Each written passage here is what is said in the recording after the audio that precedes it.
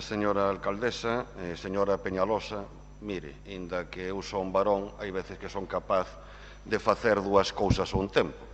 Por que digo isto? Porque ao mesmo tempo que presentamos a moción que se debatiu antes, neste mandato temos presentado mocións sobre a problemática da pesca, porque coincido ca súa descripción. A situación da pesca é desastrosa. Por certo, sabe quen ten as competencias en política pesqueira? A Xunta de Galiza, señora Peñalosa. Como presentamos mocións sobre outras cuestións ás que vostede aludiu.